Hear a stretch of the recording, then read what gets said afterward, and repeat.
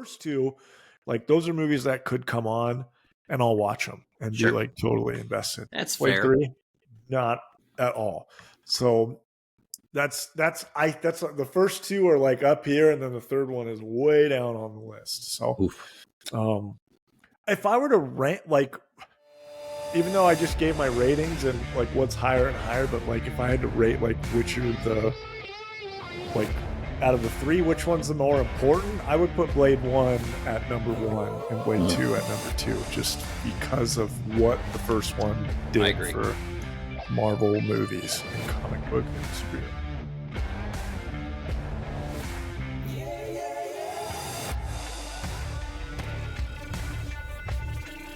And welcome back to the Movie Dads Podcast. We're your hosts. I'm Howie. Kyle. And that is Kyle. We're back. Episode number 57. Movie Dads Podcast. The Blade Trilogy. For this... Sorry, I couldn't help it. For this week's You Need to See This Movie, or in this case, these movies. It's our first trilogy. We've done a couple of like 1 and 2. We did Batman 89, Batman Returns. I think we did Ninja Turtles 1 and 2. So we've done a couple. We did Ghostbusters 1 and 2. So we've done it a couple times. First trilogy, because I felt like if you're gonna do Blade, you can't just do the first two. It was a trilogy. You got to throw Trinity. Blade, you only think of the first two.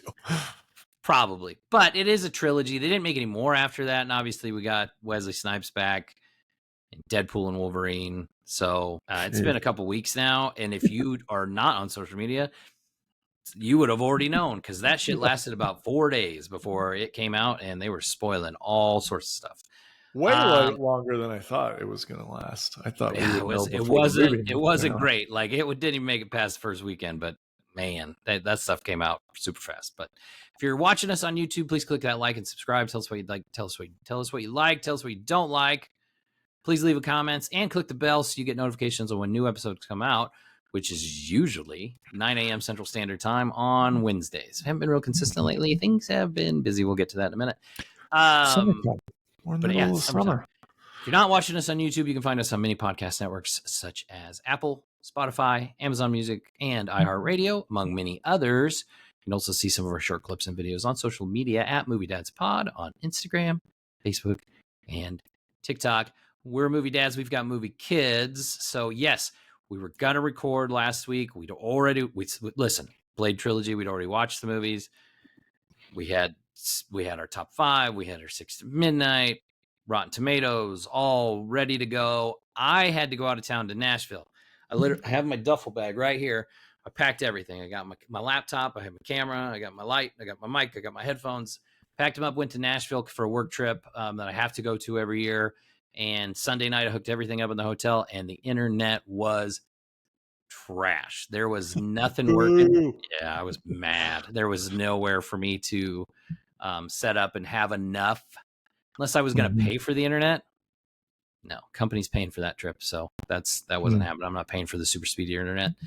And it was in like the way the meetings are in Nashville too. Like we get there we're at meetings first thing in the morning. Like breakfast is at 7. You're in your meeting by 7:30. You go all day till like 5:30, and then there's always an event that you have to be at like by like 6:15. So like you get to your hotel, you change out of your clothes, and you go to the event. And the events usually go till like 8 or so. I mean, you go all day and you're just riggedy wrecked. And nothing's close to each other. Like you're walking 13, 14,000 steps every day too.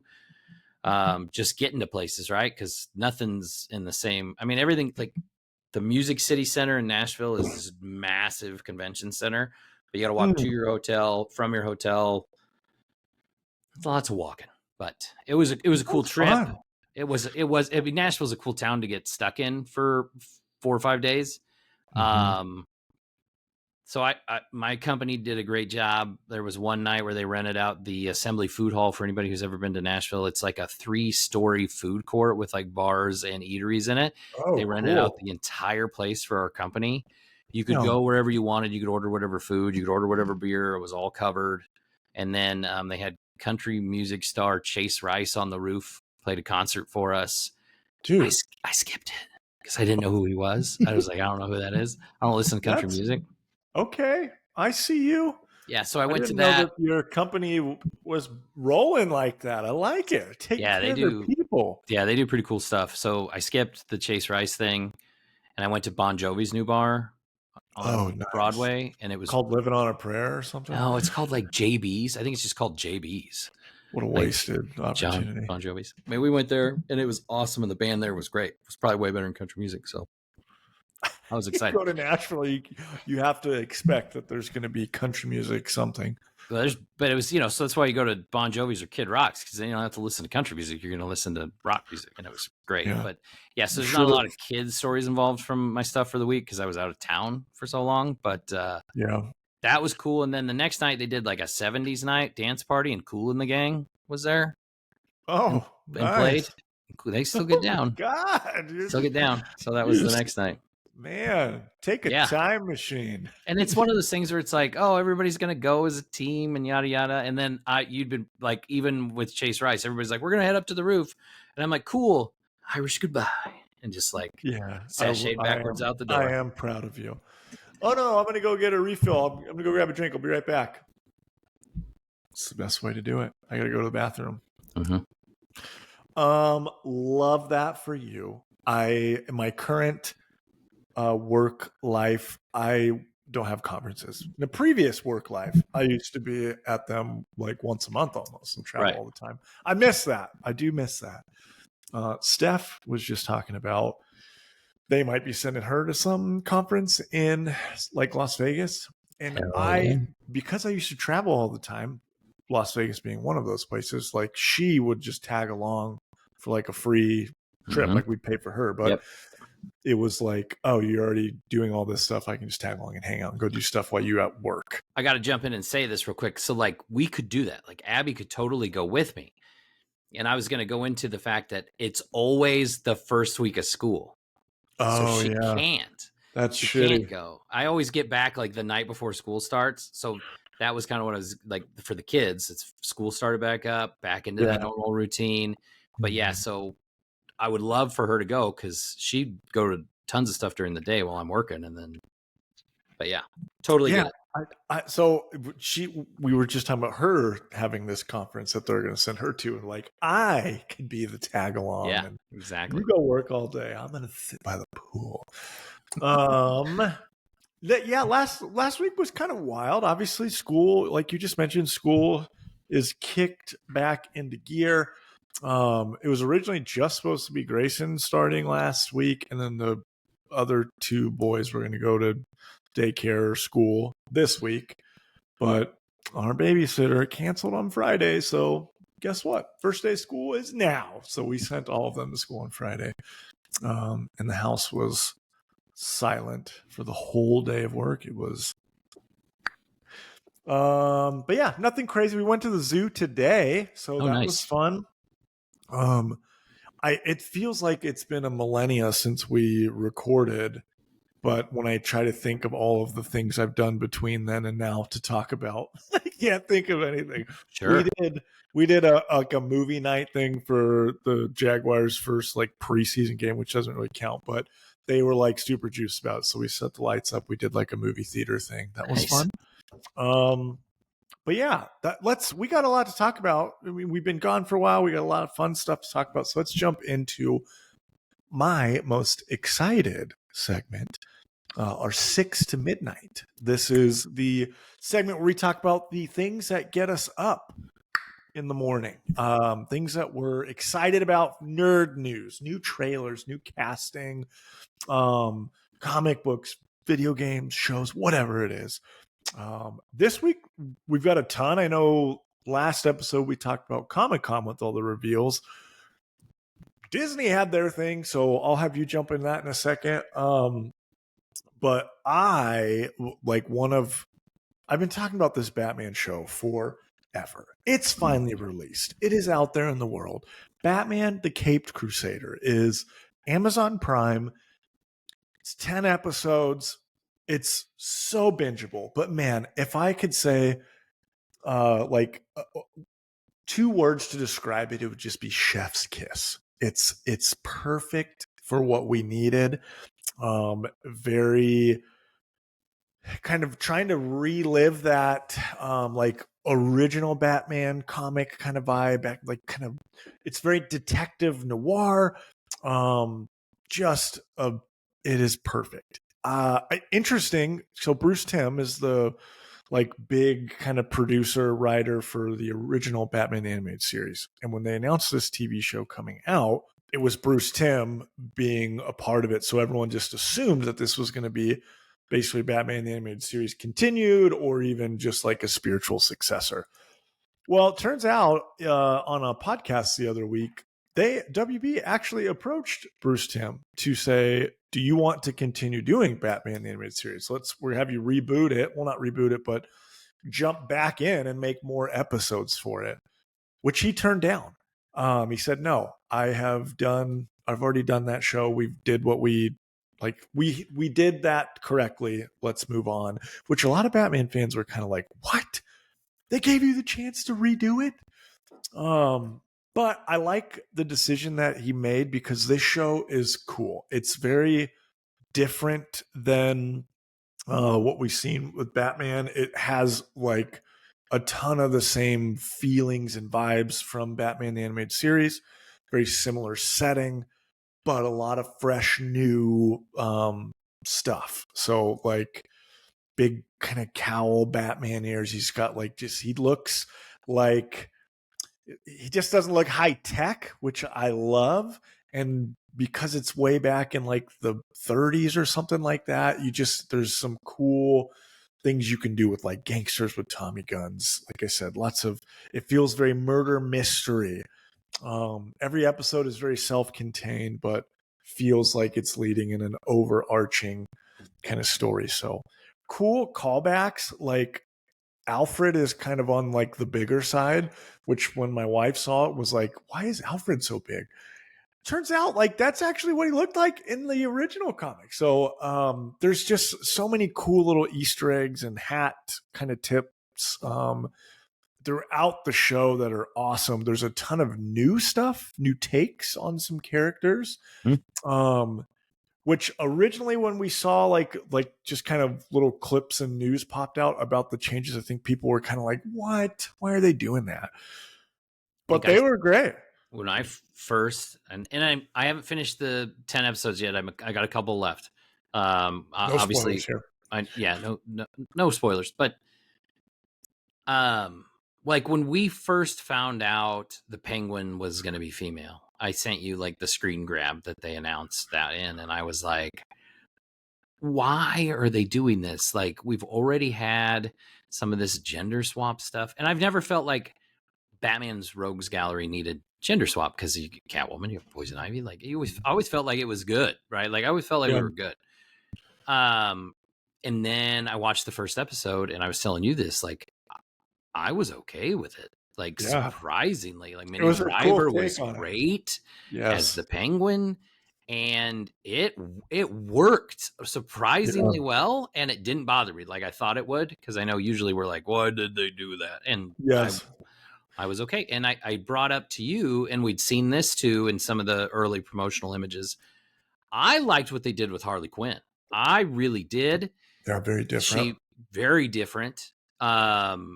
Her character design was totally different. She's calm, she's cool, she's methodical, she's sane, it seems like. I mean, she's obviously a sociopath, but it's not the crazy Harley that you're used to that's all dependent on the Joker for the most part. Obviously she has developed over the years, but in the beginning, I liked that too. Man, I was in Hamish, like, dude, the voice Hamish Linklater. Wow. Hamish Batman. He is perfect for this setting. He's great. Like they really are. They lean into Batman being like, he's just kind of creepy and like dark and mysterious.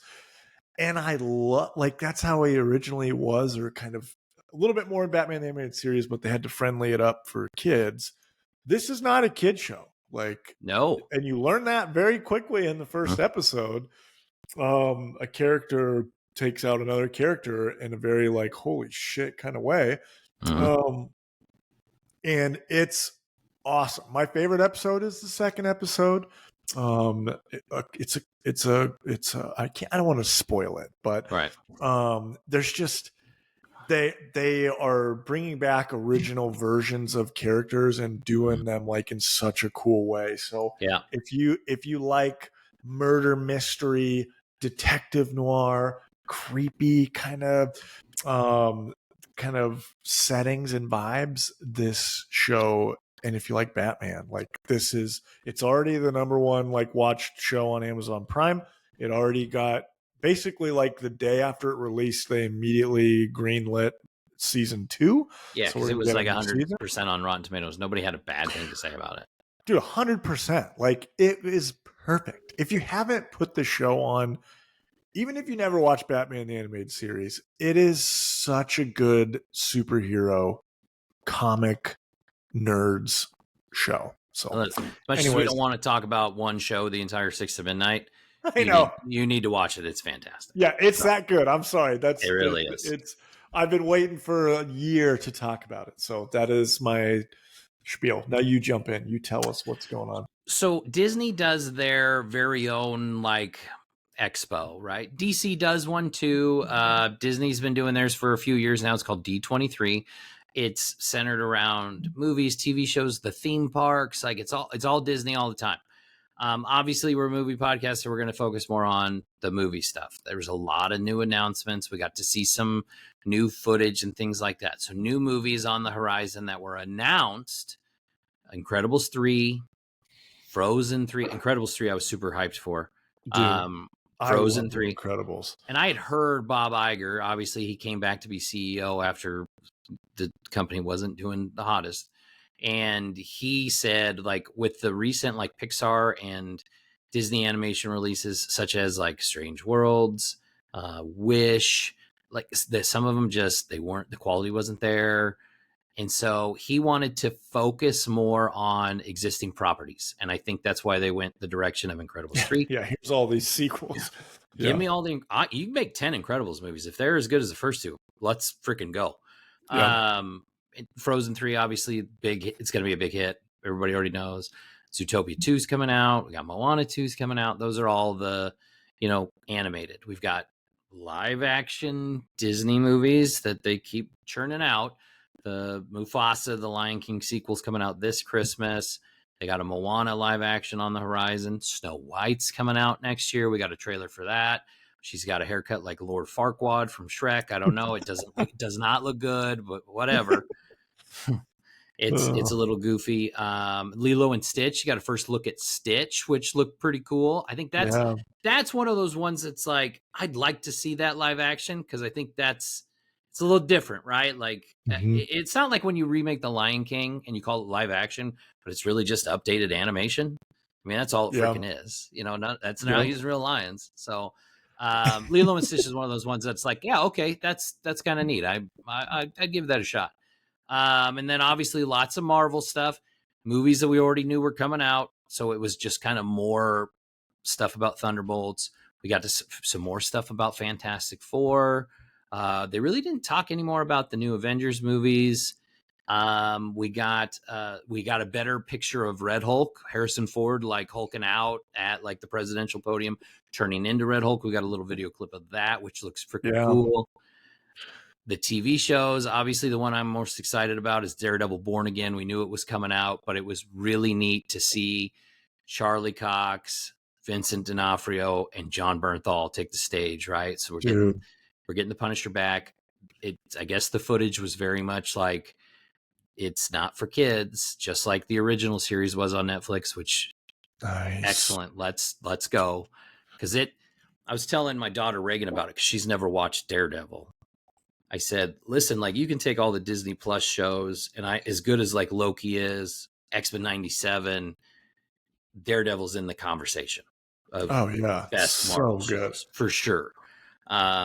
Great show. And Netflix hit it out of the park with that one. And the other, like the other Defender shows, Luke Cage was good. I liked Jessica Jones. I thought that was really good. Iron Fist was crap. Hopefully they recast that. Iron Fist was so bad. It fizzled. So bad. it gave us so much. The Daredevil show was so good, and then like the John Bernthal Punisher, like which that episode was basically like directly ripped from a comic between the two. Yeah, and then he got his own show, and it was he got his great. show. Yeah. I saw that I can't remember the total number of suits, but I thought they said that he's going to have like 8 different Daredevil suits in this show. Like we're going to get to see a ton of like his famous suits, like the yellow and brown, orange. Yeah, so they had the yellow one. He was in the She-Hulk show, and he wore the yellow one. It did look pretty freaking cool. Yeah, but they're doing like a bright red one. There's some white version of it, like a white and red version. So, anyways, that looked cool. Yeah, it does look cool. So lots of new news about things that we already kind of knew about, but yeah, I'm pretty excited. I'm not gonna lie. Like I feel like after Deadpool and Wolverine and the announcements that came out of San Diego Comic-Con, 400 freaking cool, interesting. I feel better about where we're heading. Yes. I don't know if I sent that to you or if I was talking to my wife about it, but like the slate for movies for I think 2026, not 2025, 2026, it's like insane. Like Mandalorian and Grogu was brought out too. Okay, right? We didn't even talk Star Wars. Yeah, Mandalorian and Grogu was brought out. They showed some early footage from that. That's in 2026. Like every great movie is going to be apparently. And then did you see that movie is going to be so awesome? And yes, the skeleton crew. Oh my gosh! And like the first vibe I got when I watched that trailer was like the first thing I think you said, and it was the first thing like everybody said. Like, does this feel like an Amblin Entertainment, like Goonies, late 80s? Yes. Like this Star Wars, we're getting Star Wars, Goonies, Stranger Things, and I'm all about it. A lot of people are like, there just everything about it looks fun. It's interesting. It's original. There's no characters that they're touching. They're trying to. And the most important thing was that first title card that said from producers Jon Favreau and Dave Filoni. Yeah. Okay. Yeah, we're in. We're in good hands. So that looks awesome. They had like the suits or the outfits of all the characters from that, like on like mannequins at the D23 or whatever. So I saw some stuff that looks really cool.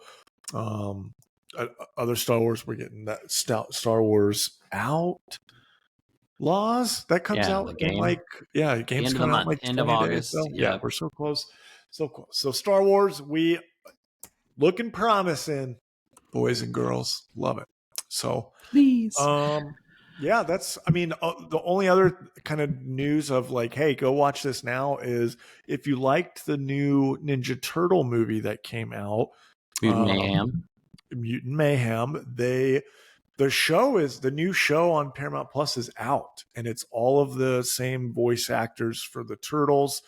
Honestly, like, well, I've only watched the first couple of episodes, but I like it kind of more than I liked the movie, actually, because they're able to do self-contained smaller stories, different characters. It feels like actual comic book. Like I was worried that when the movie ended, we were going to get like, now they're in high school wearing like human clothes all the time because that's how they ended the movie. That's not the case in the show at all. So it's classic turtle stuff. So I love it. I haven't checked it out yet. So last thing I just wanted to touch on before we get into the movies is real quick, because I'm still riding this Deadpool and Wolverine high right now. Deadpool and Wolverine high. The movie officially crossed the $1 billion mark at the box office over this past weekend. It's only the second R-rated movie to ever do so, other than Joker. It will pass Joker within the next day or two and be the highest grossing R-rated movie of all time.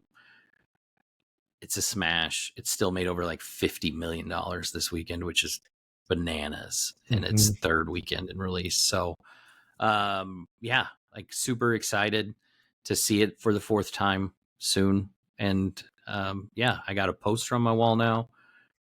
I've been listening to Madonna all week. Like same.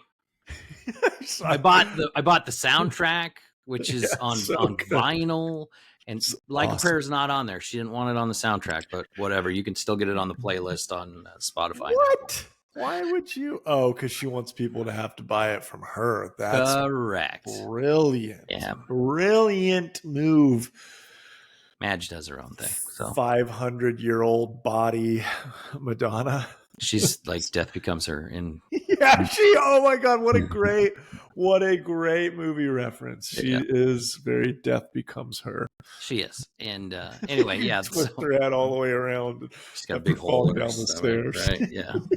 Holding the What a lantern. classic movie. Shout out to my mom. My mom fucking loves that movie. So I was telling my daughter Reagan, I'm like, you should watch this. You would like this. It's fun. It's people forget that's Bruce Willis too, because he's so different in that. Yeah, 100%. So different. 100%. It's he's such a goofball. Anyway, that takes us into our you need to see this movie for the week. The Blade Trilogy. Shout out to our man Wesley Snipes, who officially, did you see this?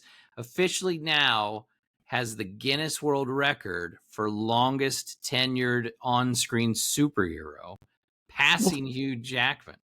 How? He's now, because the first Blade was 26 years ago, whereas Hugh Jackman's was 24. So he actually passed him by having this role in this movie. That's crazy to think that someone was born the year that the first Blade movie came out and they're almost 30. That's fucking wild. My sister Mary was born in 97, which was when they were making Blade. So let's just get through the details real quick. Obviously, we're doing 3 movies, so we're gonna speed through them all as one thing, right? And talk about it, and then we'll give our ratings for all 3 at the end before we get into our next segment. So the original Blade excuse me, came out in 1998. It was directed by Stephen Norrington, written by David S. Goyer, and has a cast which includes Wesley Snipes as Blade, Stephen Dorff as Deacon Frost, Chris Christopherson as Whistler, Nabush Wright as Dr. Karen Jensen, and Donal Logue as Quinn. Blade 2 came out 4 years later in 2002, was directed by the great Guillermo del Toro, also written by David S. Goyer. Cast includes still Wesley Snipes and Chris Christopherson. Ron Perlman as Reinhardt, who's a frequent Del Toro collaborator. Leonor Varela as Nisa Damaskinos. So she's like one of the vampires that like they all band together. Norman Reedus as Scud, and then shout out to my man Donnie Yen as Snowman. I completely forgot he was in it until I watched it again. Dude, I forgot Norman Reedus was in it because he wasn't Scud, popular at the time. So you're right. Yeah, right. Because I think he'd only been at that Boondock Saints by that point, and that was it. And I think that's the movie that made Ron Perlman, right? Like that's what put Ron Perlman had done stuff in the 80s and whatnot, and I think he was never a star. Right, yeah, Ron Perlman was never, and I think this is what really got him Hellboy. Is what I think. Oh yeah, dude. So Guillermo, I mean, obviously this is the Guillermo movie, and while you're watching it, there's so many things that it just feels exactly like his Hellboy movie. He has a very specific style, and you can feel it. You can feel it immediately, like when you're watching it. And one other thing too is like he uses some of the same people, like obviously Ron Perlman as Reinhardt, and then Jared Nomak, who's the patient 0 with the Reaper virus. He's played by Luke Goss, who is actually the main bad guy in Hellboy 2. Like he's the bad guy now, and that guy he's not in that ton of stuff. Like you don't really know him if you see him, but like if you look at his movie credits, like he's known for Hellboy 2 and Blade 2, and that's mostly it. Like he was freaking awesome as the main bad guy. Yeah. And then the third movie in the trilogy is Blade Trinity, which came out in 2004, which was still written by David S. Goyer, but he actually directed Blade Trinity. Obviously still has Wesley Snipes and Chris Christopherson. And they are joined and cast by several new characters. Ryan Reynolds as Hannibal King, Jessica Biel as Abigail Whistler, Dominic Purcell as Dracula / Drake, among many others. Patton Oswalt's in it. Natasha Lyonne's in it. There's a ton of people in Paul Levesque, Triple H, Parker Posey. Like, there's a ton of people in Blade Trinity. Now, the original Blade, when it came out, was like but none of these movies were super high budget. They were, like $50-60 million, right? They're R-rated superhero movies. Like, nobody knew, were these going to be good? Was anybody going to? It's a superhero vampire hunter adult action movie with Wesley Snipes. Like, yeah, it shouldn't work. Like, it really shouldn't work. And the first one came out, and I remember, like, I was like just being able to go see R-rated movies in the theater, right? Because that was like right when I was 16, 17. It's like an experience. First Blade was something you really hadn't seen before, because it was The Matrix, I don't think was out yet at that time, but it had that, like, really, this came out. Blade came out before Matrix. I think The Matrix was 99. I'll have to double check, but it was like, we had that techno, violent, crazy, fast-paced action. It was just, it was an experience. Like, what did you think the first time you saw Blade? One, as I went back and rewatched these, exactly what you're talking about, I was trying to think of how old I was, and I am like, I was way too young to be watching these movies when they first came out. But I remember seeing them right when they came out. I don't think I went to theater for this first one. The Blade did come out before The Matrix. Maybe I did see it in theater, because I remember, like, just being a part of the What phenomena. Year were you born? So you were 8? All right.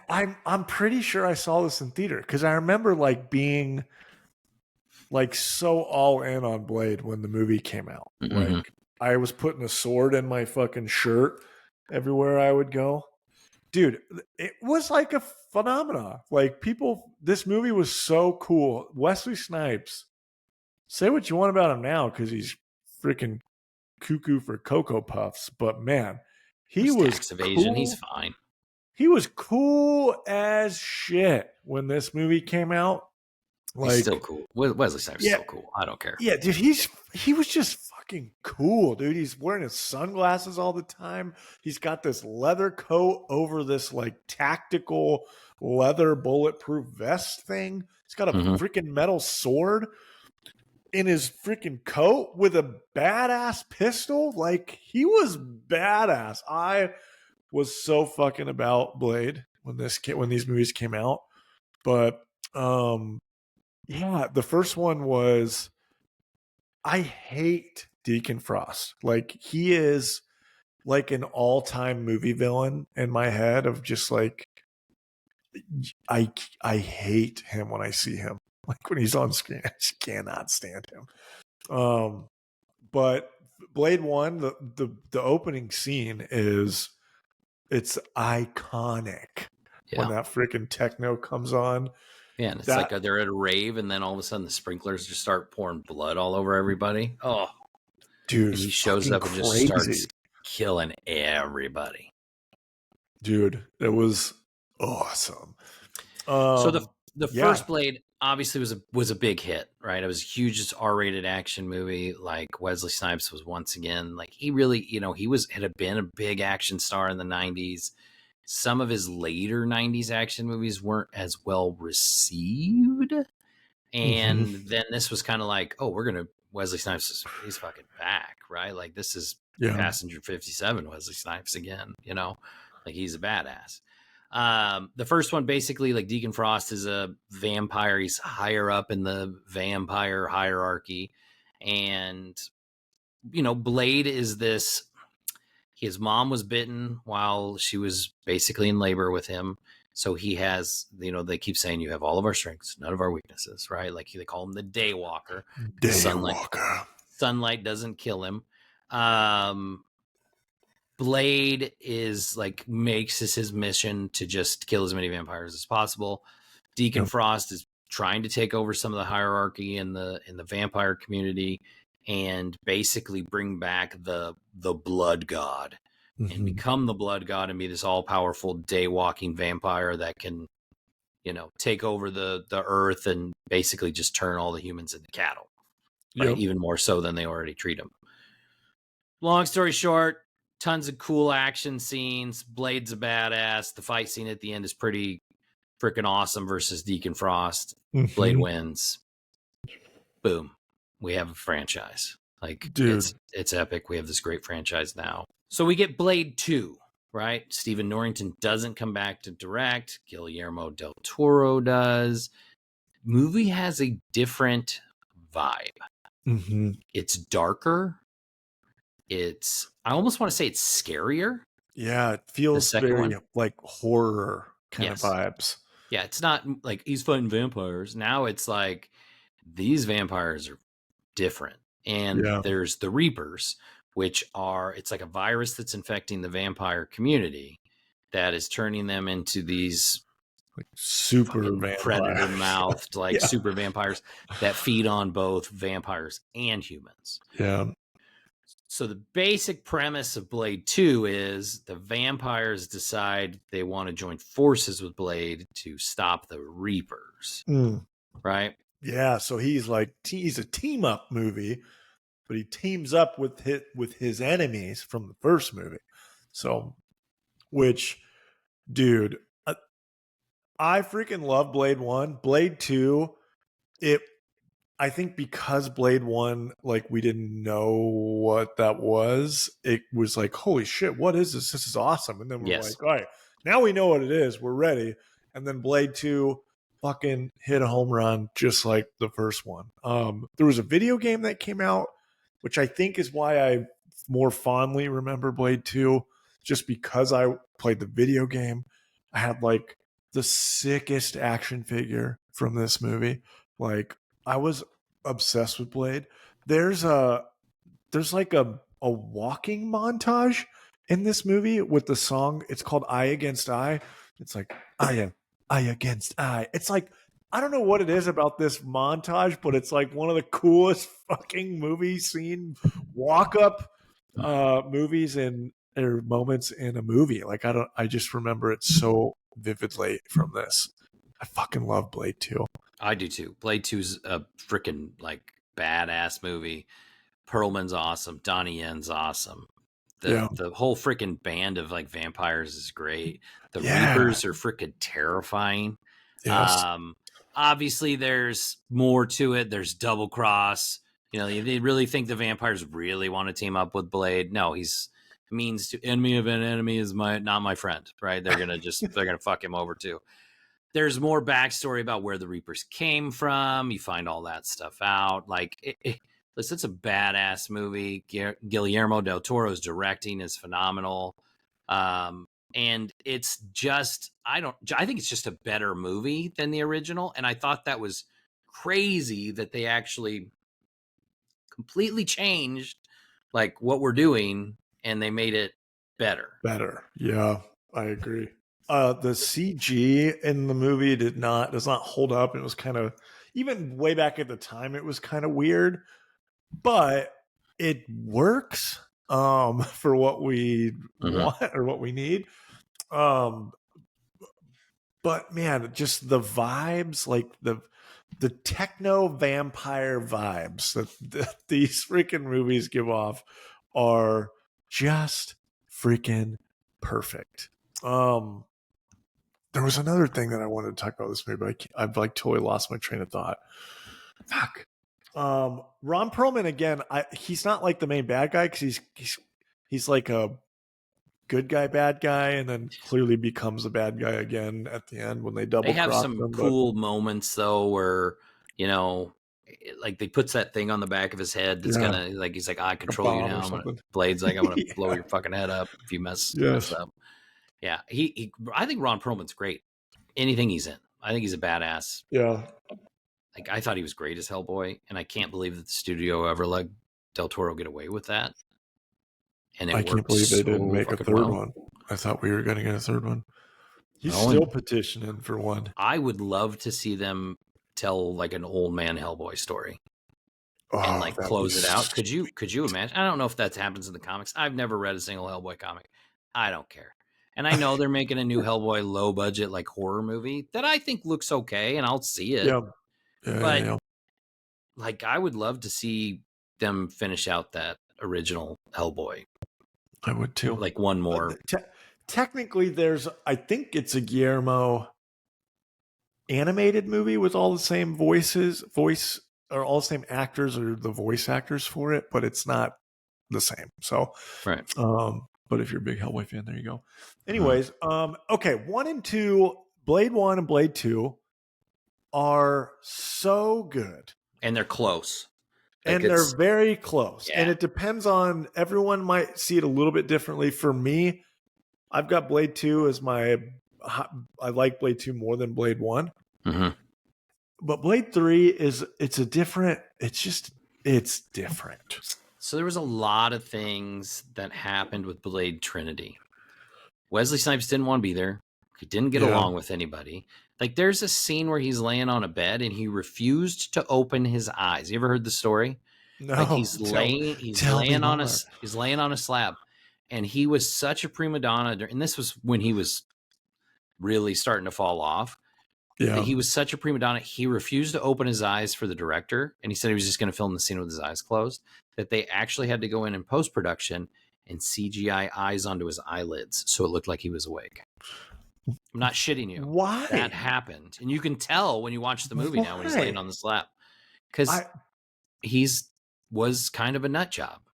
And then he went to prison.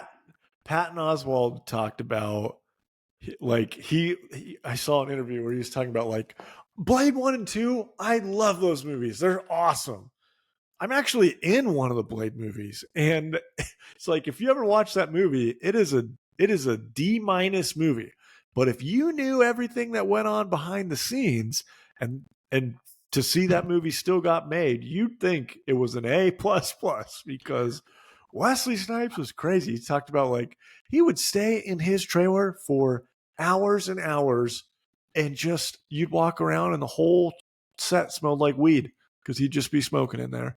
And then whenever he felt like shooting, he'd finally show up. So, like, I don't know what was going on with Wesley Snipes, but man, it's a total, like, I'll let you kind of kick off number 3 since we've talked about 1 and 2, just kind of give some premise of it. Well, I think I want to talk. I think 1 and 2 are so well liked and so well loved and so well made that you have to talk about the third one, because the third one's the reason that they didn't make anymore. It wasn't as good. Apparently, Wesley Snipes was unhappy with the script, and he didn't like Goyer directing it. He was pissed about that, even though the guy had written all the films in the franchise. When he would refuse to shoot scenes, they would use body doubles and then like CGI computer effects in to make it look like Wesley Snipes. Not even just the eye thing. Like like David Goyer only directed like 2 more movies ever after this. Like, it must have broken him. That's the way. It's crazy. It's so wild because the first 2 movies are so great. You would think that Wesley Snipes would, like, it's almost like his head got so big or too big for his britches. I mean, obviously that's not real, but it kind of, that's the vibe that it gives. And it single-handedly, like, ruined the possibility of a third home anymore. Right. Yeah. Or any more movies beyond that. Apparently Wesley Snipes didn't like Ryan Reynolds. He thought his humor was too over the top. Apparently he called him Cracker all the time. Like, that was his nickname for him. Whatever. I guess that was the story on set.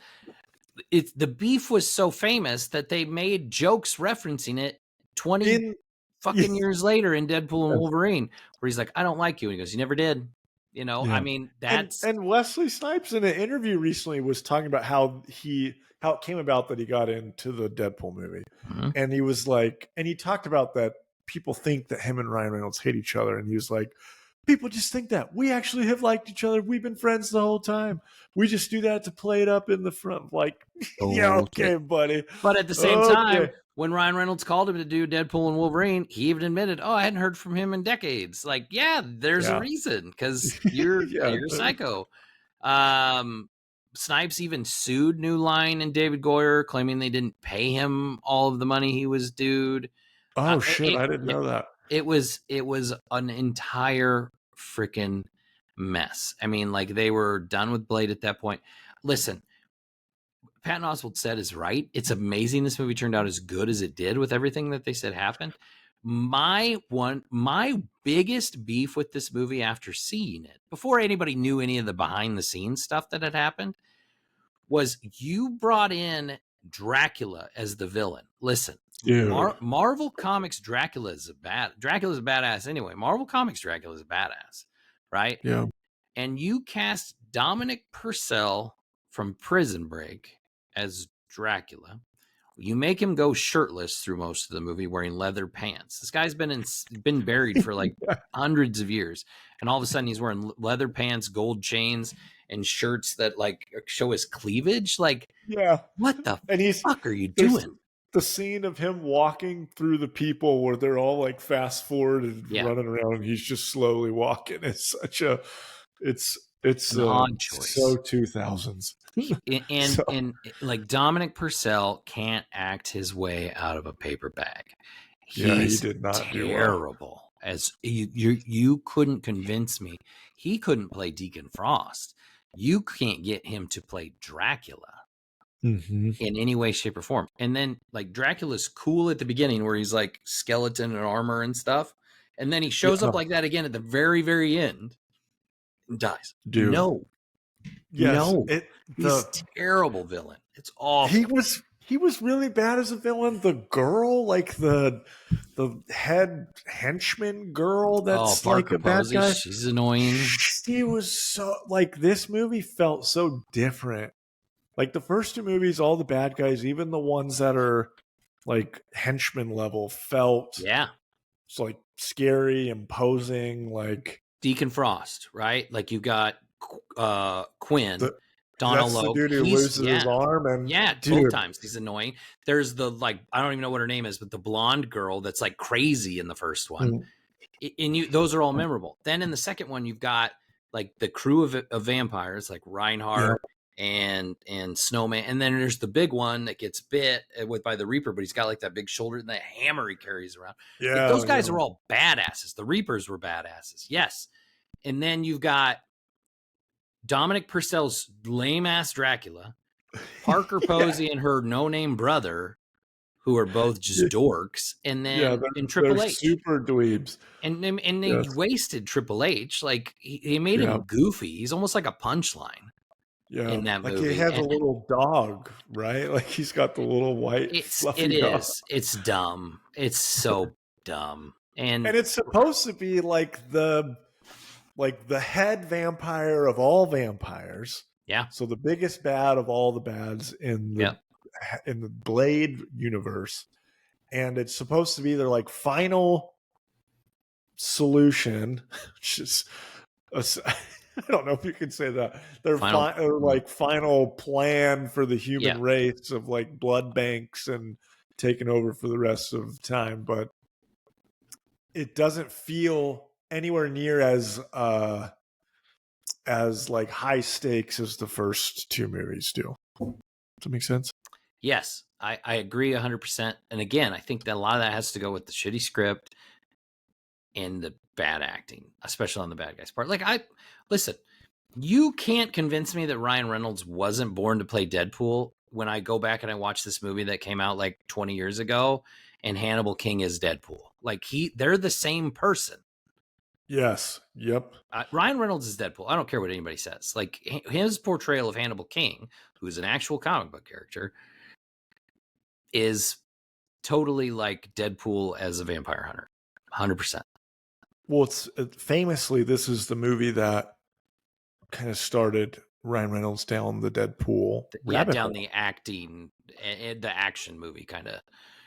Well, and this is the movie that the director gave him like Deadpool comics and said like, you should read these. And then as Ryan Reynolds is reading there's like there's a line that Deadpool says, like when he pulls his mask off, he's like, "You look like Ryan Reynolds if he got like screwed by a freaking Shar-Pei or some random dog or something like that." But this was like where I think that's right. Or this is the movie that like the director turned him on to like Deadpool. So I'm pretty sure.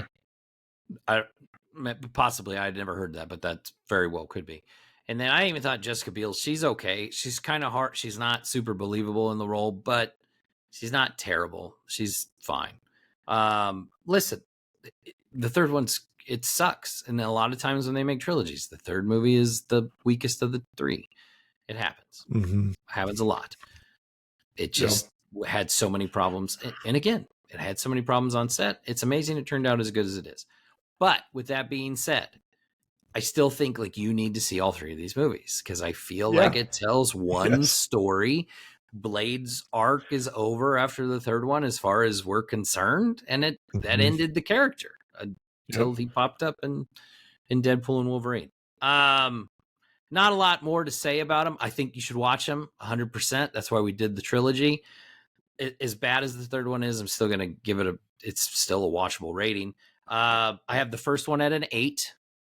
I rank the original Blade at an 8. Do you want me to do all three? I thought you were doing all three. Sorry. I can do all three. Just like, are you going to tell me what you think about 2? Blade 2, I have it at 8.5. And I have Blade Trinity at a 6. Love that. I have Blade. I mentioned I love Blade 2. Blade 1 is definitely an 8. Blade 2 is a 9 for me. Because it's a fucking awesome comic book movie. It is. And Blade Trinity it's a 4 for me.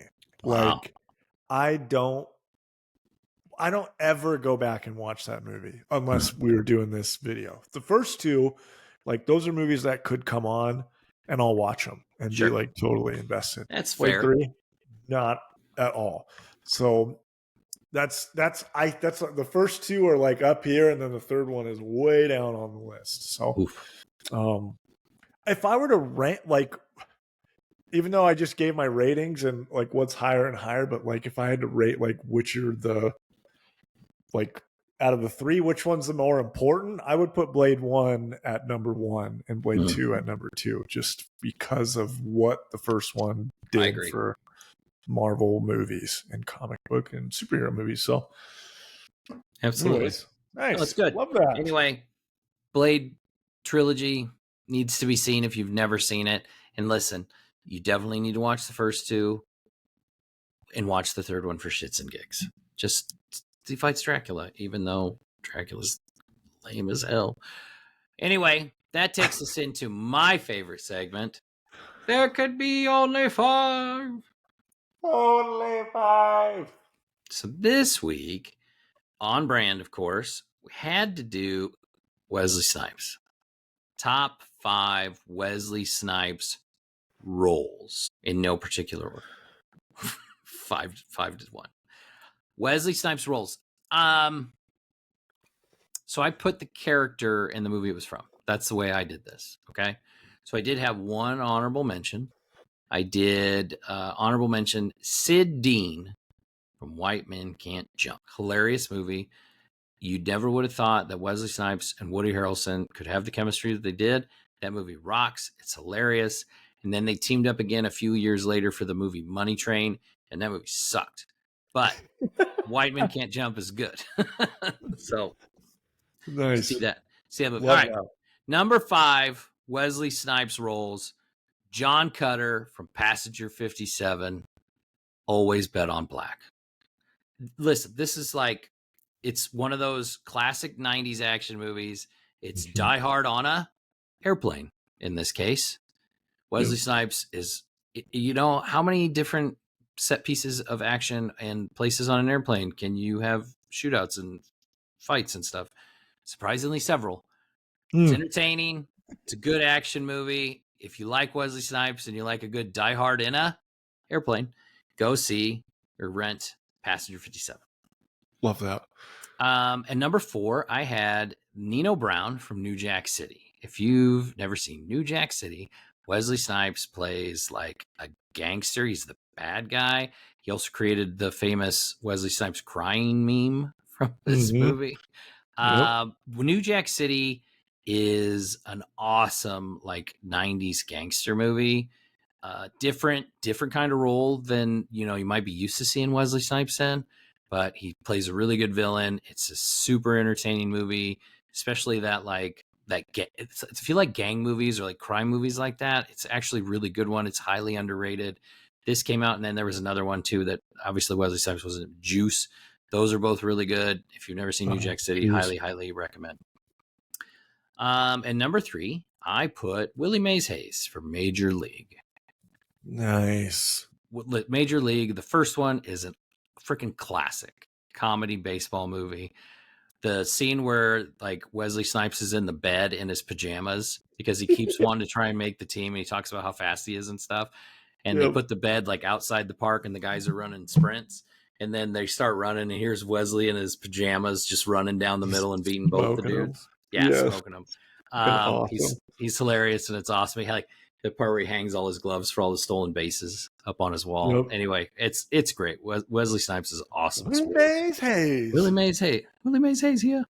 Say hey. And number 2, I had Blade at number 2. Nice.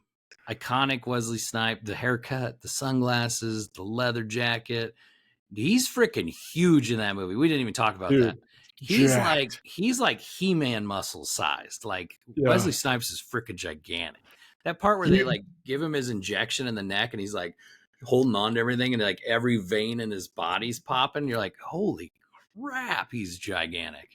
Dude, you just mentioned we didn't say that earlier. His haircut is very distinct in as Blade, and he's got head tattoos too. Like he is a gangster in these movies. Blade's a badass. And then my number 1 all-time favorite Wesley Snipes character, Simon Phoenix from Demolition Man. Such a badass. He's got that yellow freaking haircut.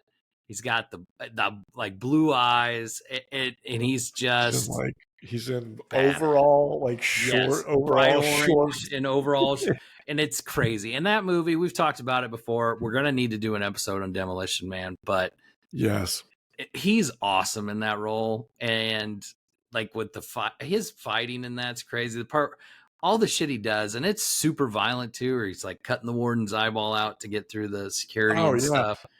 He's a badass. That movie's badass. Such a cool villain. Like the crazy, like off your rocker Joker type, like chaos villain. He was so good. Perfect. Playing that character. Listen, I mean, maybe that's when he started to Dude. Yeah, I guess that's kind of where I feel like when people think of him that have worked with him, like or worked with him during that time frame, they see him as that. Like he's crazy. So love Simon Phoenix, number 1. Love your list. Let's jump into mine. There's some similarities there, I will say. I figured. My number 5, I don't have any honorable mentions. Originally, I had top 5 Wesley Snipes movies, and then had to flip some things around because I was just doing roles or characters, like you said. So, at number 5, I had Sid Dean from White Man Can't Jump. Hell yeah! It's him and Woody are an iconic duo in this movie. So it's a classic for so many people. So White Man Can't Jump, great movie. Wesley's great in it. Number 4, nobody will say this, but for me, growing up, this movie we watched a lot in our house. I don't know why, but we loved it. And his character barely talks, but he's super memorable. Sheridan from the movie U.S. Marshal. Yes.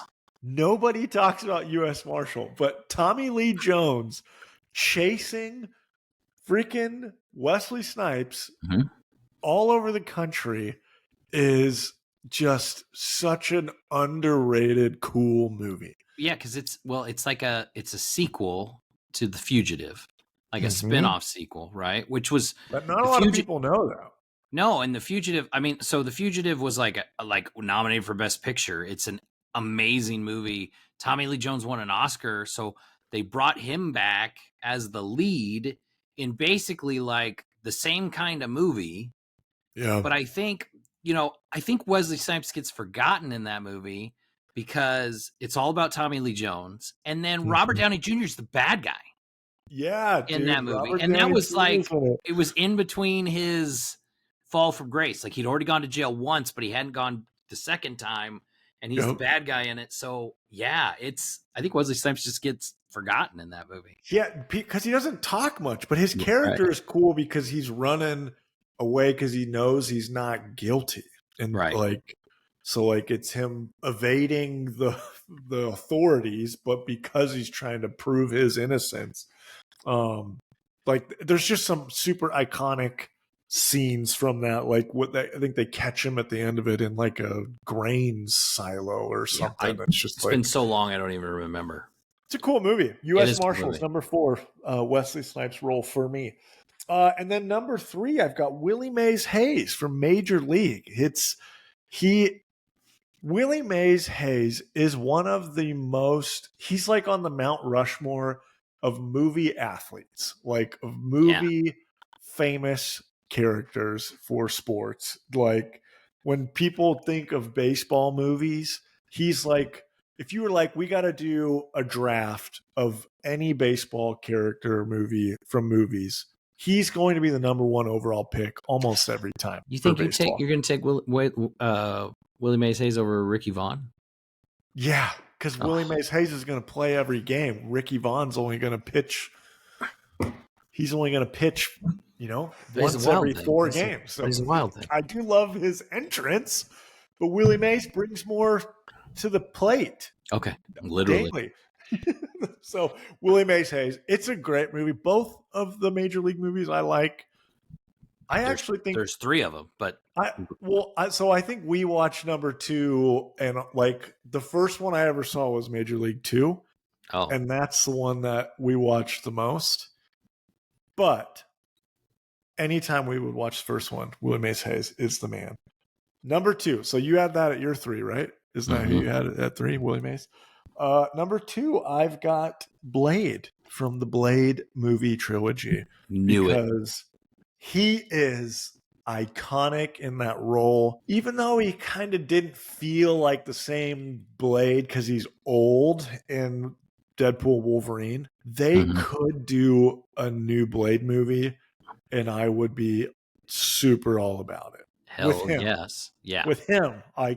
Which I think I saw that there's a little bit of a push for potentially that. Like Ryan Reynolds had texted some people or tweeted something about giving him the movie that he should. They just canceled I saw today that I don't know if they canceled or if they just pushed it back again. But basically, Blade, the new Blade reboot that's supposed to come out, had another. From what I saw, it said canceled. But I think they're canceling that it was going to release at the date that they had set and have now pushed it back another year. So, anyways, freaking Wesley Snipes' Blade. He will. I think when people see Wesley Snipes, that's the very first thing that anyone from my childhood time frame, that's the first thing you think of is Blade. You don't think about this a lot because we talked about how issues he had on the third movie, right? And then he sued New Line and he sued David Goyer because he said he didn't get paid all his money. So you're like, a lot of people would be, well, why would he ever come back and play that role again? But you got to think New Line lost the rights to that character. You're talking about a totally different studio, totally different writers. You can say it's the same character, cast the same person, and it has nothing to do with the original 3 movies that were ever made because they were made by a different studio. They lost the rights to the character. That's a great point. They really should, because frick, those movies were so cool. He is cool. Peeing your pants is cool. Consider me Miles Davis. That's He's cool. He's cooler than cool as Blade. And I don't think that Mahershala Ali won't be cool at all. Yeah, I think he'll be a badass. I think he'll be good too. I do think that I am excited for that too. I love me some Wesley Snipes Blade. 100%. But I couldn't have Blade at number one spot because there's a special place in my heart for this freaking crazy blonde-haired villain, Simon Phoenix, the Joker till Sylvester Stallone's Batman. I said it before we started recording. I said, I bet we have the same number one. Yes. I love the movie Demolition Man, but two, I love it primarily because of him as the bad guy. Yes. Like his havoc, that the concept of the movie is just so cool. Like, yes, it is. He was this crazy supervillain almost in modern times, and so bad that they freeze him and put him away in a freezer to never see him again, to then someone releasing this guy like hundreds of years later and giving him like the keys to the kingdom, and he reigns some crazy havoc. I don't think he was a martial artist when, like, in his normal time. If I remember right, in Demolition Man, he like downloads like how to fight or learns how to do that stuff.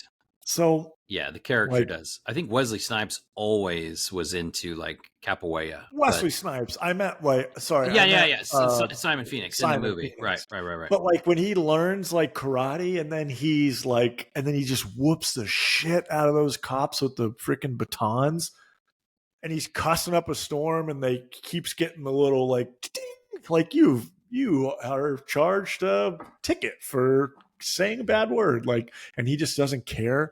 He goes to the history museum and pulls out like the old freaking. They're old in this time frame, but they're futuristic to him. Like this machine gun and weapons, and they're fighting in this 1990s setting that they built for like a display. Like it's so cool. Yeah, it's cool. He is crazy in it. I love it. Simon Phoenix, number one Wesley Snipes character or role ever. Don't disagree. I love your list. Pretty much matched what I had. Yeah, I think we had the same except for the first two. U.S. Marshals. That was it. Everything else was different. Pretty much the same. So nice job. Good list. Love it. All right. Kyle, how rotten is your tomato? Are you ready? Bring it on. Not familiar with this segment on the show, I'm going to give Kyle two movies, similar in score-ish on Rotten Tomatoes. He's going to guess which one's higher, see whether he's right or wrong, and then he's going to tell me what he thinks the score are. So I got 5 good pairs for you. Some of them might piss you off, and that's my intention. So you're welcome. The last one's going to piss you off for sure. All right, the first one. All right, from 1998, the original Blade versus from 2012, The Hobbit: An Unexpected Journey. Oh, that is a random pairing of two movies that I love. And I think people think of Blade fondly. If I remember right, the ratings didn't do well, but I'm going to say what I think they should have been, even though I think they might be lower. But I think Blade is higher at a 78, even though I think I should be an 80 something, but I'm going to put it at 78. And then The Hobbit, no, The Hobbit's higher. The Hobbit's got to be like an 83 because it's more modern. I think people loved it. Hobbit, Unexpected Journey, 83 higher. Blade, 78 lower. Boy, you are going to be mad. So The Hobbit is higher. Oh. At 64. What? Oh my God. The Hobbit trilogy was not well liked. It's not bad. 60. And Blade was lower? Blade was a 58. Get out. leave now. A 58? Told you you're gonna be mad. That's pulling from that time frame. That's like what people actually. Yeah. That's I didn't even put Blade 2 on here, but I looked it up. It's not on any of this list, but it's about the same. It's like a 50. It's like a 59.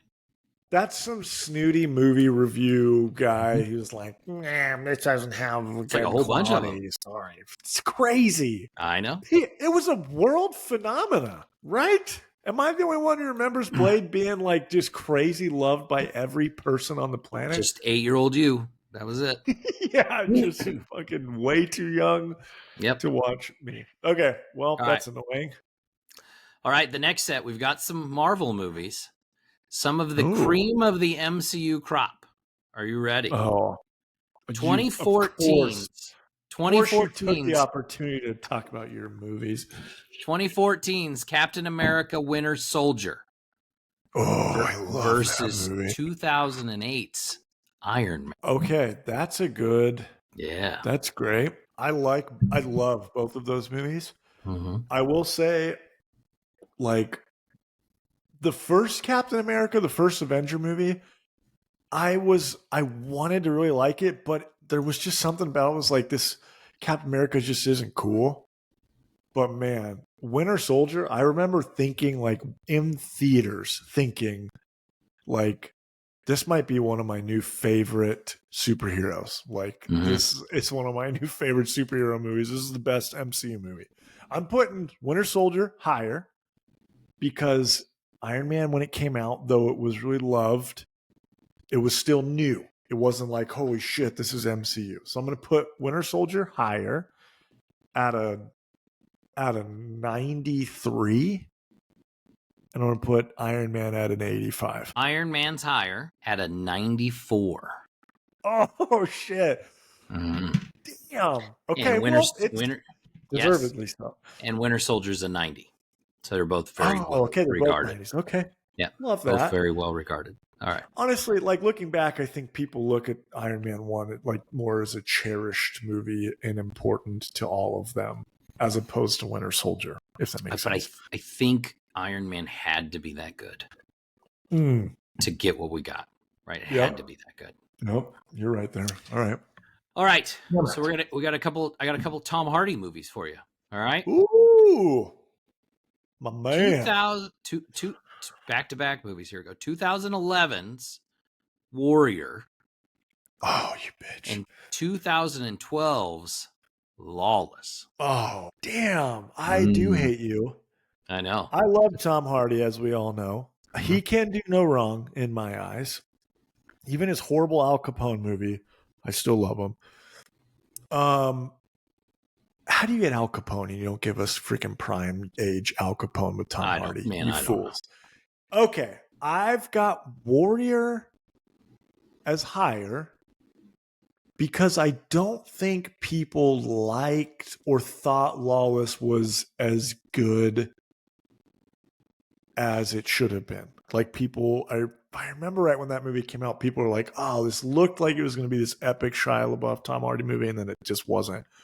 But I loved it. I loved them both. I'm going to go Warrior higher at a 84, even though I think it's a 90 plus. I'm going to give it an 84, and I'm going to give Lawless a 78 lower. Warrior is higher. Okay. At an 84. Holy shit. You fucking hit it on the money. Good job. Yeah, wow. Good for you. Lawless, I was surprised, was as low as it was at a 67. Oh my God. Okay, well that lines up with literally exactly what I just said. Like it is. You were right. People didn't think it was as good because it 67's not a bad movie. It's just I was surprised it was, like only 2/3 of people that reviewed it thought it was good.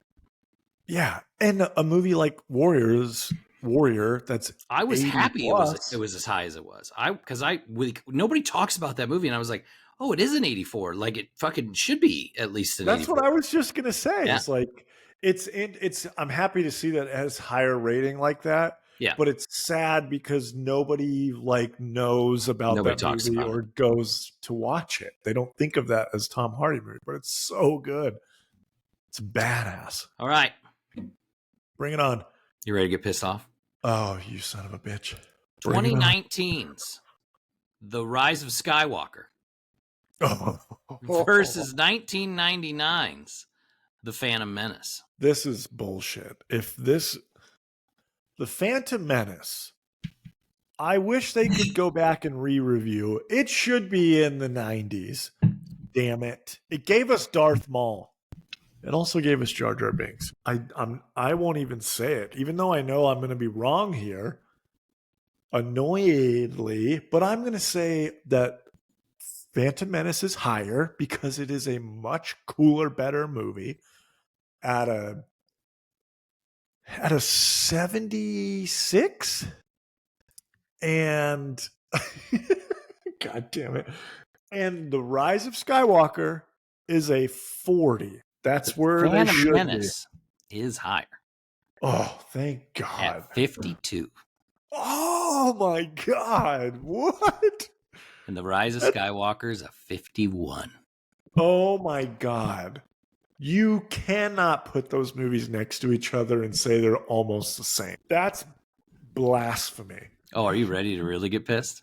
Oh my God. Well, I'm glad at least they got Phantom Menace higher. They should do a retro review. Kyle, you're about to have an aneurysm. Okay, bring it on. 2017's. Don't do it. I know what movie. The Last Jedi. Oh, versus 1983's Return of the Jedi. Oh my God. If the world fails me now, there is no hope. There's not a new hope.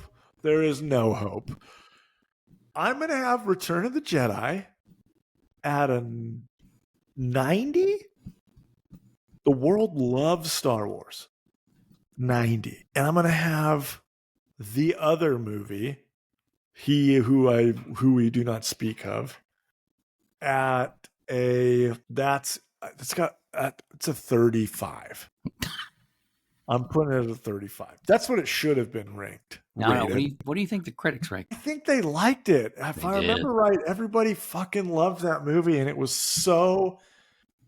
I know I sound like a Star Wars hater, like a fanboy hater, but God, it's a slap to the face of Star Wars fans.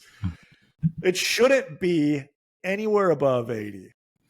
But I imagine the critics gave it like an 83. The Return of the Jedi is lower. Get out of here. At 82%. Okay, well, I'm glad it's in the 80s, but The Last Jedi is a 91. Barf.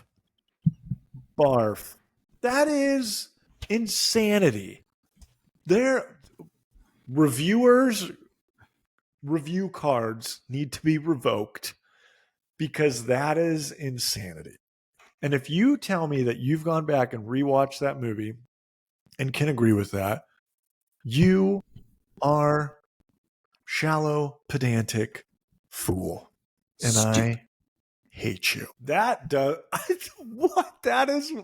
is rated better than Return of the Jedi. I know people think Return of the Jedi isn't as good as like Empire Strikes Back, but it's still really good.